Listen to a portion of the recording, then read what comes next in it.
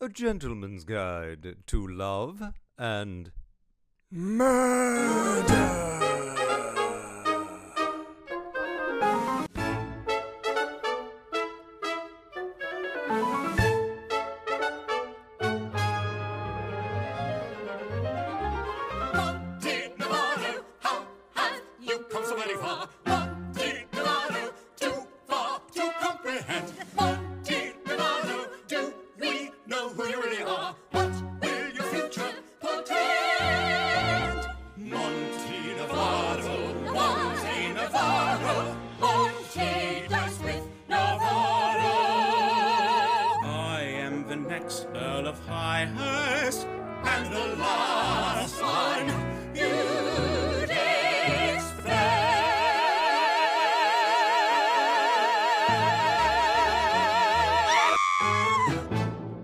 Welcome to Backstage with Richard Ridge. Tony Award winner and Disney legend Lea Salonga will host the CollaborAzian's new production of the Robert L. Friedman and Stephen Luttwak musical A Gentleman's Guide to Love and Murder on July 15th in support of Stop AAPI Hate. It will feature an all-Asian American cast and production team.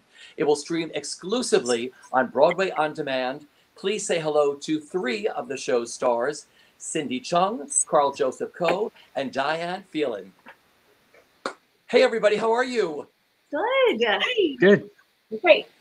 I have to tell you, we all fell in love with the trailer. The trailer for this event is so charming, so beautifully done. Before we get into that, first of all, how are you all and where are you all? So Diane, I'll start with you. I'm in Washington Heights, New York City, and I'm melting today. We all are. Cindy, for you. I am out of the country. Okay. So big. In an English-speaking country that's not in our country. And I'm doing well, thank you. This is very Gentleman's Guide. I love it.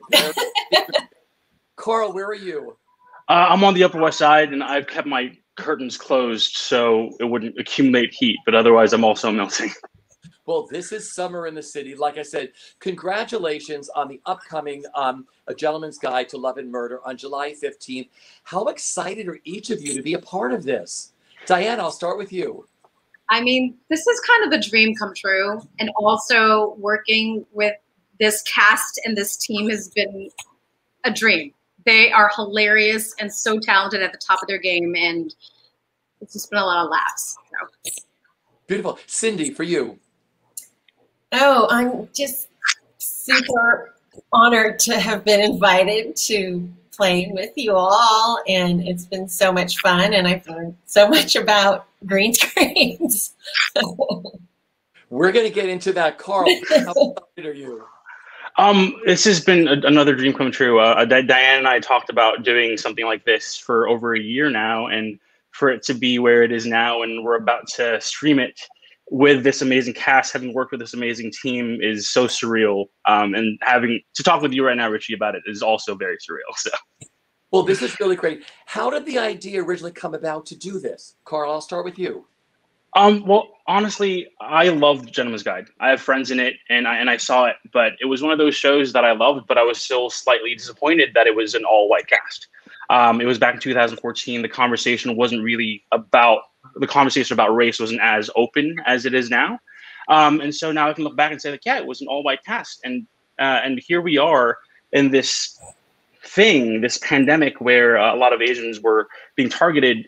And a lot of it is because of lack of representation. And so for a long time, I've been wondering, like, we could do, in our community, we could do this show. We can do a British farce musical that none of us were even asked to audition for. But we can do this. We can do this and have so much fun and kind of show the world that, you know, Asian American actors have been here. We've been here. We can play any of these roles easily.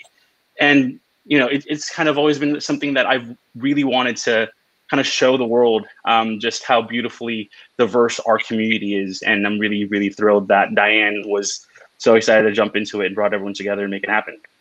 All right, Diane, because you're one of the co-producers too, like, tell me what it means to you.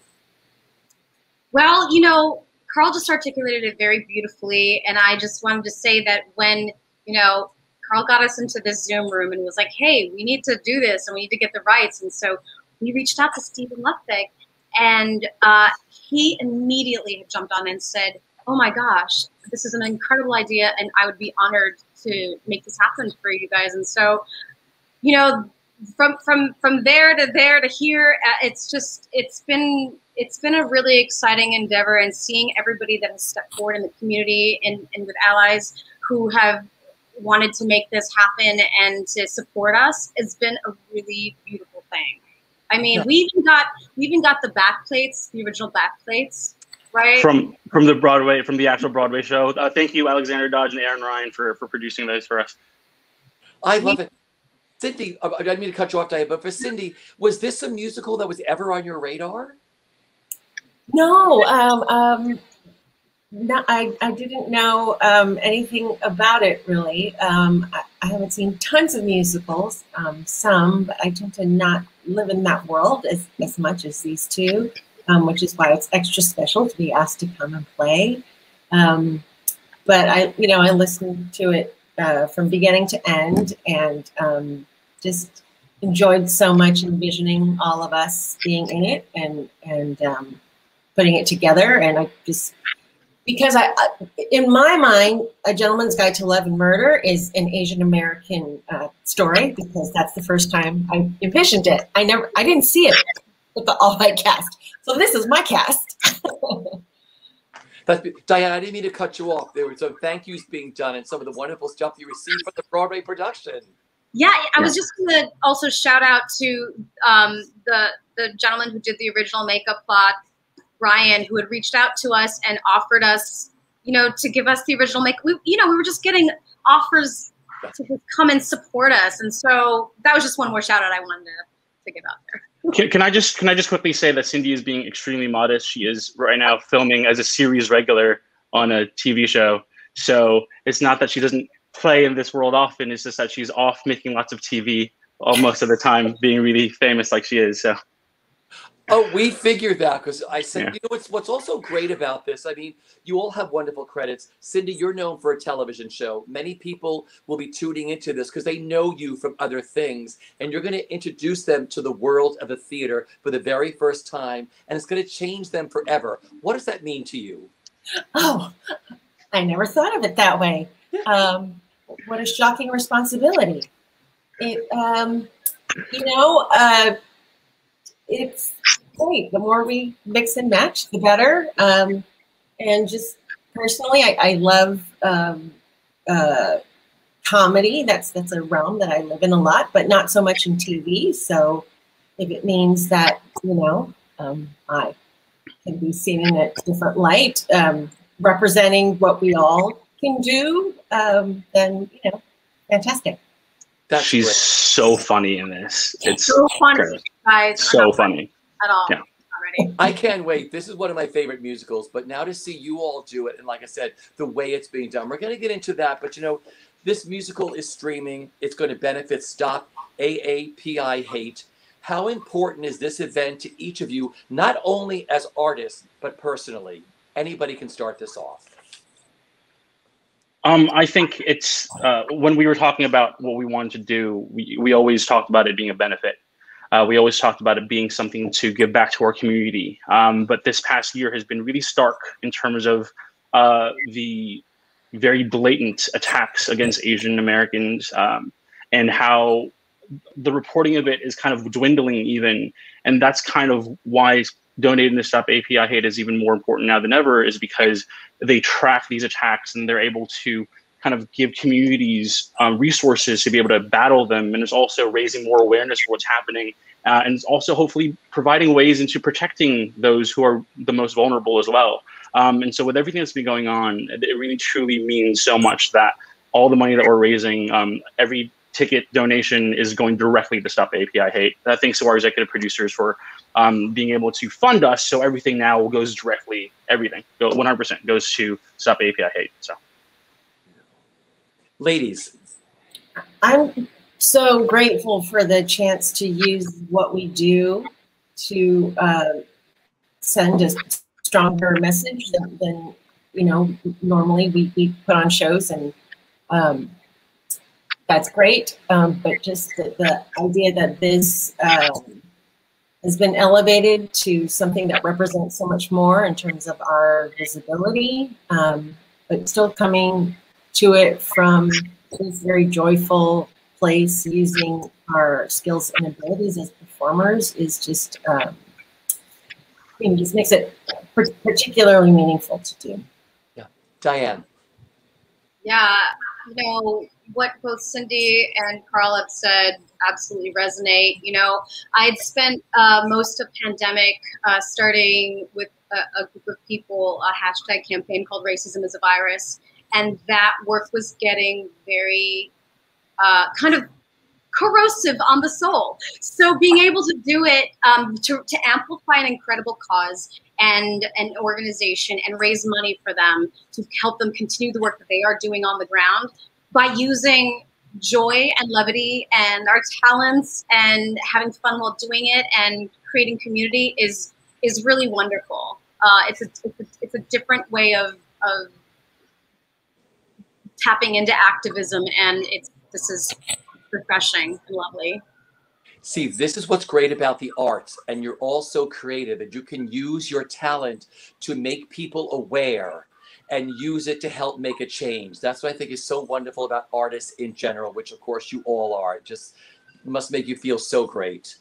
Let me see where I want to go on this, because I said that I want to find out how you filmed all this. First, let's find out how you rehearsed all of this, because I mean, getting everybody together. Let's talk about, like, Cindy, were you ever in New York at the time, or was everybody scattered everywhere during the rehearsal process? Oh no, I was always in a different time zone.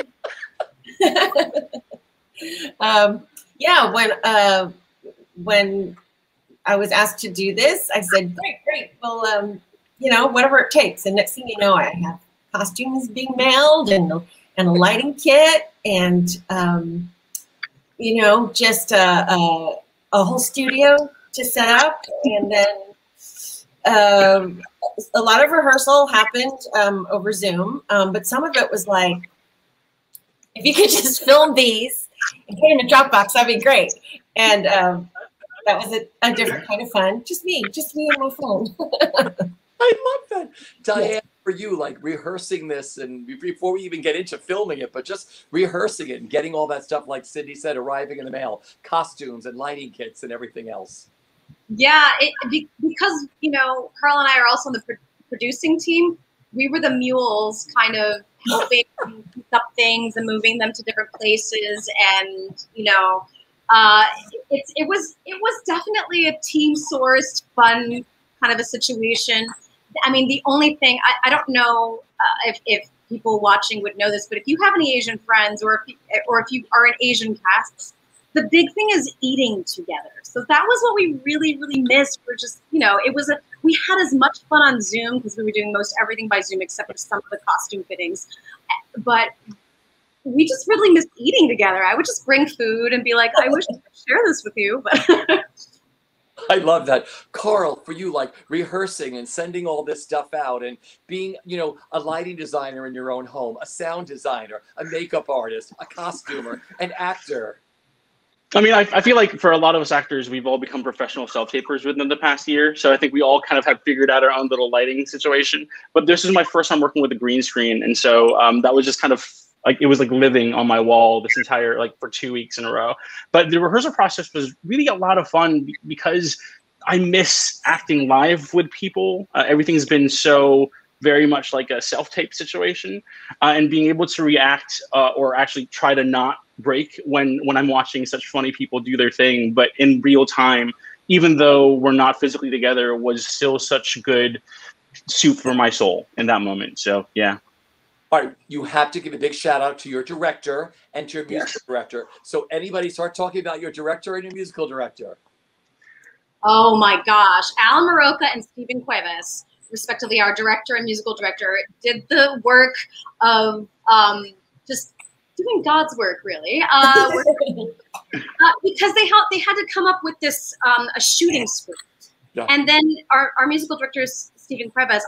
I'm probably not even going to be able to go into the amount of work he actually did to kind of get everything lined up and figuring out the details of okay, well, the music for the scene starts here. So then that's scene 14JB45A. And then we had to connect that to, they were able to figure out exactly what we had to do when, and then getting the orchestrations to fit. Because we also cut this. We got permission from the original creative team to do this cut script so that knowing it's to live online for a week that we were, nobody wants to sit in a 3-hour show on Zoom. So this is specifically done for our online audiences. And we had to figure out what would go where. And they just did. They're geniuses, really. Just to go on that, like to kind of condense a 2.5-hour show to like 75 minutes, and also to kind of bring a show with a whole ensemble to fit 5 people, because Cindy's playing multiple roles on top of Miss Jingle, kind of like the mirror to Tom Sesma's Dicewith's role, which is so fun. And so to be able to do that and make it make sense for us to film separately was really kind of magical. Also, our SM team was brilliant as well. So shout out to them. I mean, I have to say that by the time it got to me, all I had to do was just follow those directions. But I'm like beyond aware of how much work it took to organize everything in such a way that I could just go, oh, I'm doing scene 24B763, and I'm going to put it in this file. Everything just slotted. There were no errors. It was all just like flawless. A really small funny thing though is Cindy came up with a fun little trick to track her takes that has been quite funny. If Cindy, you want to talk about it? Oh yeah, just this comes from self-taping. A lot of times we'll tape ourselves doing an audition, like maybe 4 takes, and then you got to go back, and you don't want to see yourself do that same scene 4 times, and that take 2 was the best. So what I've started to do, and this came from the actor Michael Mastro, who taught a wonderful class on Zoom auditioning. Yes, love him. One of my favorites. Is just before your take, you just put up a finger, so that later when you go back and you got to find, where your own take 2 starts, you just stop where it's here, so it makes things faster. So for Gentleman's Guide, we did the same thing. So I don't know if I can find it, but I have some picture of like 20 scenes I have, and they all just have like an eerie finger. This. The entire camera roll was just like numbers. They're just weird hands on a green screen, but it's super helpful because they were like, 8 takes, and you were like, I just want number 5. And I'll just delete all those other fingers. This is amazing because I've spoken to performers all around the world, from everybody from like Academy Award winners to whatever, and they're like, I hate self-taping, or I can't find the one that I wanted to use. So I love the fingers. You have just brought this out for so many wonderful people, even to Michael, to come up with come up with this. Thank you, Michael. What's one of the silver linings of this pandemic has been Broadway on Demand, because now this is streaming on July 15th, and anybody in any country, any city, in the safety of their own homes, wherever they are, can just purchase a ticket and watch you all at the same time and be entertained, and also give to an incredible cause. What does that mean to the 3 of you? Anyone can take it. For me, it means a lot, because I've been a lot of my most fulfilling things that I've done in my career has been in all Asian casts, and a lot of them have been in an all Asian Into the Woods or an all Asian Hello Dolly. And it's so fun to be in that community at that time, but it's a little tragic that it's kind of confined to the couple hundred people in that room at that time. So this means the world that this thing that we're doing as an all Asian cast and team is actually we're able to share it with the world. As outside of whatever confinement it would have been if we did it a concert at the Time Center, which is where it was usually. And to be able to just share that with the world, and to share these amazing people's talents to the world is really kind of very, very exciting and very heartwarming. Access is incredible. Oh, go ahead, Cindy. Just that, what Karl said, that instead of it being a more insular experience, within our community, which is fantastic in its own way, right? To just feel the energy of people in the room in New York City, where we usually do things like this, to be able to open it up, it just makes it a whole different experience to be able to share it that widely. And we don't all have like our family members and our friends near us all the time, so this gets to go out to all of them. Yeah, it's a wonderful, generous big picture feeling. Sure. Diane. Access is an incredible thing, right? I wish I had the access that everybody now has to be able to see all the kinds of things that used to be regional to even New York or something like that. I think, and also I think there's something very powerful about being able to bring theater, something that was meant to be on stage, and you know, being able to watch it in the intimacy of your own home and have your own, just have your own kind of reactions to it. I think nothing's ever going to replace live theater, because the feeling of being around each other there's something magical about that, right? But I think this access and having a kid in North Carolina or Southern Texas be able to see this Broadway show with an all Asian cast, whether that kid is Asian or not, is an important thing. You know, I think we're all closer as a world community because of the access we'll be able to have. You can see. Well, like I said, I know the time and effort that's gone into this, and like I said, I've only seen the trailer so far. It is absolutely stunning. You brought all the theatrical magic. You've combined it into this new virtual world to present this beautiful production. So once again, the CollaborAzian's production of Robert L. Friedman and Stephen Lutbak's musical, A Gentleman's Guide to Love and Murder, will take place on July 15th, streaming exclusively on Broadway On Demand. Proceeds from the event will go to stopaapihate.org, where you can donate money, because I know you're already raising a lot. I went to their site today. I just love to watch the wheel turn, and more money is being raised for that. Donations are now being accepted, and tickets are available at CollaborAzian.com. So it's CollaborAzian.com. Just type in Gentleman's Guide. Go to Broadway World. Go to Broadway On Demand. I want to thank you all for dropping by today. Thanks so much for having us, Richard. It's a pleasure. This has been great. And like Cindy, wherever you are. Sorry, I'm so cagey. I have to follow the rules. I'm being very rule-abiding. No, I think this is all great. Just have the most wonderful time. I know where I'm going to be on July 15th, and everybody else, please join in and watch this incredible production. Everybody stay safe, and we'll see you very soon when the theater opens up again. Take care, everyone.